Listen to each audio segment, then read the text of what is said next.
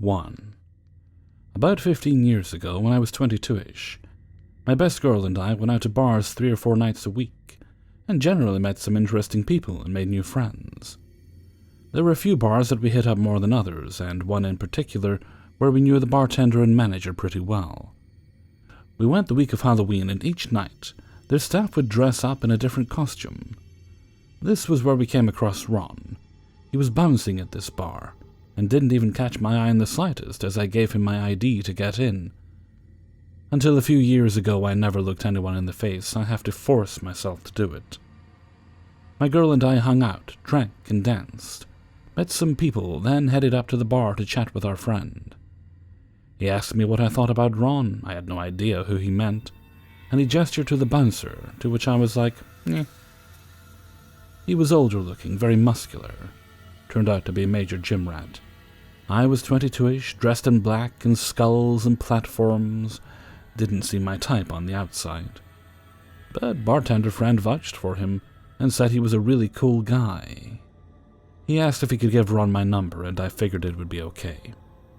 I hear from him the next day and he wants to hang. At the time I lived with my uncle and aunt, pastor and his wife. So he invited me to meet at his place, and we would just go have a casual hang somewhere. Simple, middle-of-the-day chill.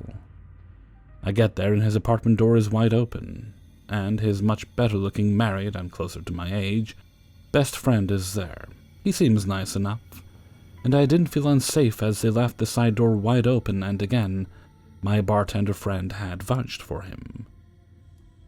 He mentioned he needs to grab a few office supplies, so the 3 of us pile in his douchey car and head to an office supply store.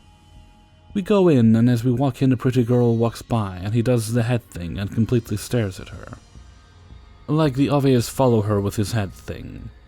We aren't together, but I found it to be rude.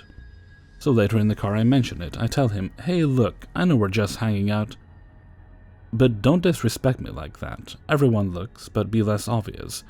And don't make me look like an ass in public. He laughs and tells me that it's hot that I stood up for myself, especially on our first hangout. Okay. We get back to his place, and as we walk inside, he says, I like that. You're gonna have a ring on your finger by December. Remember, we met Halloween week. So anyway, his friend leaves, we get takeout and hang and drink and just talk. Turns out he's from the same tiny town that my parents are from, which is 6 hours south of us. He's a Desert Storm veteran, which made him more than 20 years older than me, and was back in school to finish his degree. Worked full-time during the week and bounced at night on weekends. Seemed decent. He asks about my tattoos. I have a lot. And we talked about my love of horror and fascination with true crime and serial killers. He seems interested, but says he doesn't know much about them. So I tell him I'll lend him my encyclopedia of serial killers, so it can be like a crash course for him. Maybe a week later we hang out again and I bring him the book. We hang multiple times, and I even sleep there a few times. One day we are hanging out and day drinking heavily. He says something to me that felt very much like he was getting way too comfortable too fast, like telling me to do something. I told him not to speak to me that way and turned to walk away, when my head jerked back. He had grabbed my hair at the base of my neck. I grabbed his hand, and he tried to laugh it off and apologize, saying he didn't mean to be that rough and tried to act like it was some sort of foreplay. But I cut that off real quick. I wanted to leave, but was already very buzzed, so I just sat, and he said he was going to do some work. I thought I would just let the buzz wear off, head home, and never talk to this guy again. While I'm sitting and he's working, he suddenly decides to tell me in graphic detail about his favorite serial killer in the book so far and why. I think the way he is talking about it seems off, but again, I'm just waiting out my buzz. He starts working on a sociology assignment that is studying urban legends and such. He plays videos with horrible, creepy content, and it's creeping me out. I realized later that I felt that way because I didn't feel safe with him. I ask him to wait until I'm gone to play it out loud, or put on headphones, and he laughs at me, tells me he can't believe I'm such a poser, tells me, You have all these tattoos and skulls, and really you're scared. You look all goth or punk rock, but you're terrified. He's really enjoying that this creeps me out. I don't want to drive, even mildly buzzed. I tell him that his reaction is really scaring me. I love scary things, but I realize this guy's enjoying watching me squirm in a really sick way. And he loves it. His face gets completely serious, and he suddenly tells me that he has a machete under his mattress. I look and see the handle barely sticking out. He tells me he could make me disappear and nobody would ever find my body. In that moment, my adrenaline hit. I grabbed my bag and ran to my car. He sort of slowly lumbered behind me, laughing at me and telling me not to leave. I am stone cold sober at this point, adrenaline, I guess, and start my car, take off about 2 minutes down the road by the mall, and just park and slow my breathing down. I call my girl and just unload. For the next week, he texts and calls me over and over, switching between begging me to give him another chance and berating me, calling me a poser and a fake. I call our bartender friend, and he can't believe that Ron did all those things. He only works with him a few more times, and they don't talk. Ron set his sights on someone new, another chick in her early 20s. Her family owns a Vietnamese restaurant in the same strip as the bar. Bartender tells us Ron had just started seeing her and she ended up pregnant immediately. I asked the bartender to warn her or give her my number, but he never saw her again. I hope and pray that she didn't get stuck with Ron. And every time I'm in that area, I pray that I don't run into him again. He can keep the encyclopedia. I just hope he hasn't picked up any tips from it. 2. This happened to me during my junior year of college. For context, I am a 22-year-old female. I was driving from my hometown in the Chicago suburbs to the University of Missouri, which is about a 6-hour drive. I made the drive about every 4 to 6 weeks to see my family and my long-distance boyfriend. There are 2 main ways to take to the town my university is in. Stay on the interstate system through central Illinois and St. Louis, or branch out to back roads after Springfield, Illinois. I usually took the back roads simply because it kept me awake with the constant speed limit changes and occasional towns, but this particular time, I took the interstate system because there was a high potential for winter weather. I was minding my own business, listening to one true crime podcast episode after another, when, about an hour from my exit, traffic came to a standstill. Great, I thought. It was already way beyond dark at that point. It was also a Sunday night, and I just wanted to get home and catch a decent night's sleep before my Monday classes. After a while, emergency vehicles flew past the traffic on the shoulder, indicating that there must be an accident up ahead. After what felt like forever, traffic slowly started crawling again, and eventually started moving a little as we all passed the accident. This is when it started. I will admit I like to drive fast on the interstate, especially on this particular drive. What college kid doesn't? I was in the right lane with a decent amount of space between me and the car in front of me. That is when I noticed someone on my right bumper. Seriously, I muttered aloud. Traffic was no longer super heavy, and the person could easily pass me in the left lane. Suddenly, the car began flashing their brights at me and honking. I was extremely confused. I turned off my podcast and kept a close eye on my rear view. The person continued to flash their brights, half blinding me in the darkness through my mirrors.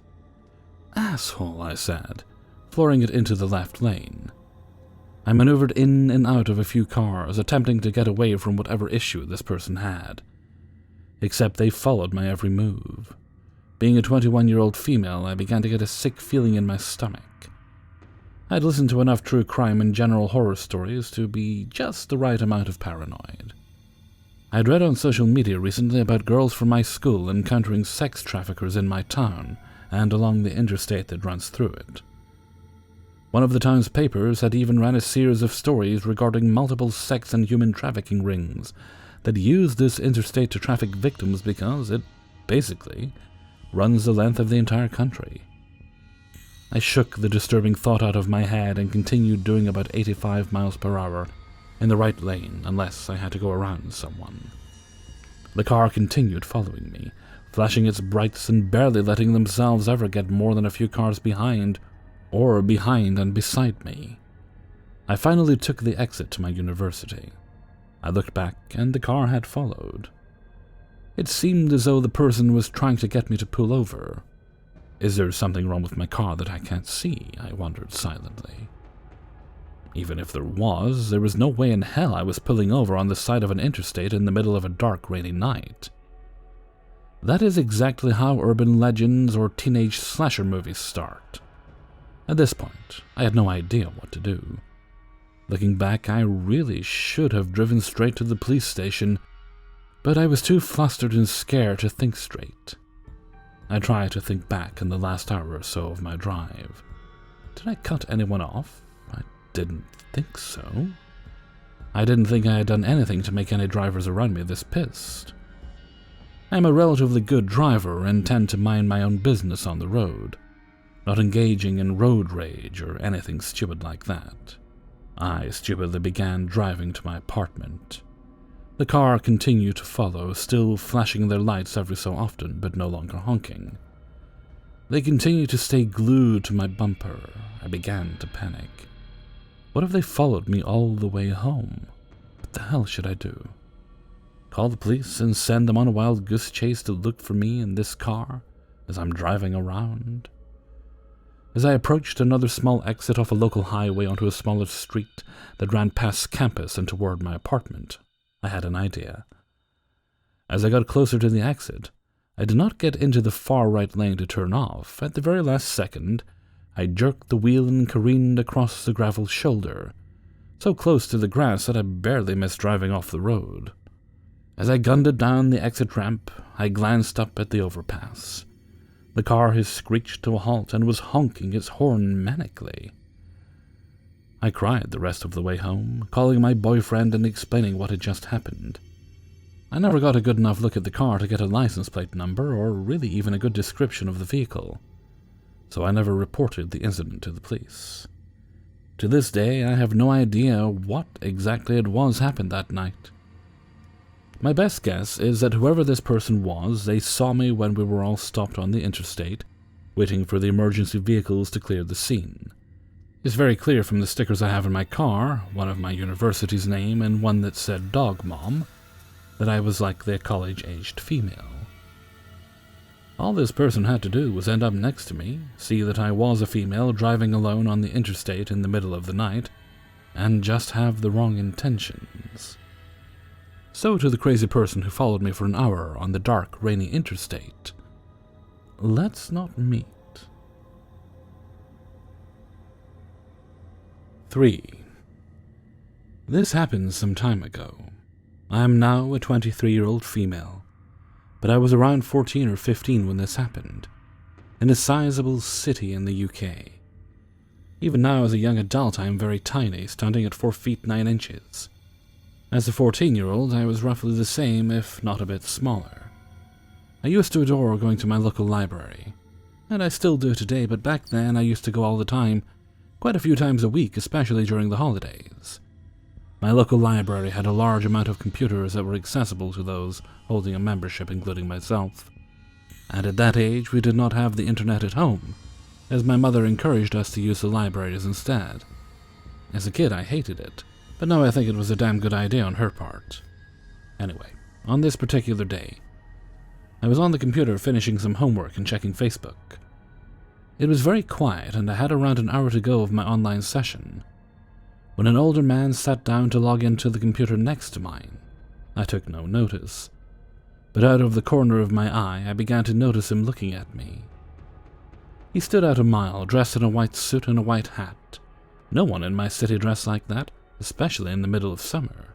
One thing to consider, I looked very young, probably even younger than my 14 years, but I had developed quite a lot that summer, outwards more than upwards. Unfortunately for me, and my slightly too small t-shirt and jeans was probably what drew him to me. Creep.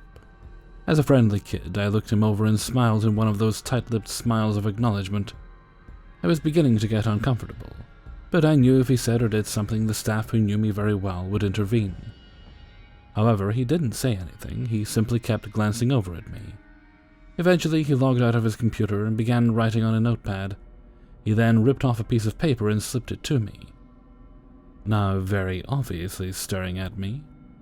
I didn't do anything. I didn't even look at the paper. I knew he had written his phone number. He stood up and began walking to the stairs to the exit floor, occasionally turning around to stare a bit more. Some of the people on the computers opposite me had noticed and were watching me sympathetically. I can't remember exactly how long the exchange took. I have described it fairly quickly, but he could have been staring at me for nearly half an hour. As he disappeared out of sight, I grabbed the piece of paper, screwed it up, and threw it in the nearby bin. I felt quite proud of myself. I can deal with creeps. Younger me was a bit big-headed. I never saw him in the library after that. There was a library closer to my house that I frequented more often during that summer, so whether or not he turned up at the city library to look for me, I don't know. That wasn't the last time I saw him, though. A few months later, I was on the bus, although I can't remember where I was going, and he stepped on, still in his white suit, white hat, the works. I stiffened and stared out the window, hoping he wouldn't see me. He did, and he stared, but he walked past me. When I got off the bus, I kept my eyes fixed on the street, making sure not to look at the bus in case I looked at him. After that, I didn't see him anywhere. I regret not keeping the piece of paper. In hindsight, I should have. It was definitely his phone number, although he could also have written his name. He was clearly a predator and should have been reported. I don't know why I didn't.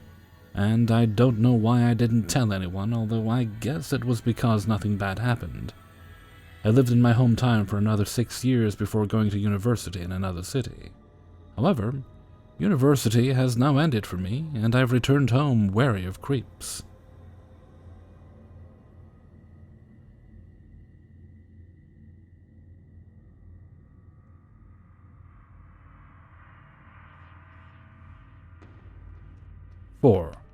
I was watching my daughter's kids while she and her husband go out of town. They have a teenage daughter, Alyssa. At like 3 a.m., I'm woken up by a weird rustling sound and look out the window and see movement. I saw a boy emerge from the bushes on one side of the house. I saw a bike tossed on the lawn that definitely wasn't ours. My first thought was that it was a burglar casing houses, but since he looked young and came through on a bike, I figured scaring him straight would be enough for him to decide to head home. Didn't want to ruin a teenager's life by calling the cops straight away. So I went out on the porch, flipped the lights on, and said, "Can I help you?" in my classroom voice. The guy looked surprised but not nervous. He was wearing a Letterman-style jacket, but once I got a clear view of him in the streetlights, he seemed much older than my granddaughter, gruff and more wiry than athletic. He walked up closer to the house and said, "Yeah, I'm looking for Alyssa." I gave him a disapproving glare, hoping he'd realize that he came looking for a girl late at night, and the grumpy old person answered, "It's time to split." I'm thinking what must have happened is Alyssa knew her parents were going out of town, and maybe before she knew I'd be staying over, told a secret older boyfriend to come over. It was late, and I was alone with several kids, so I didn't want him coming any closer to the house.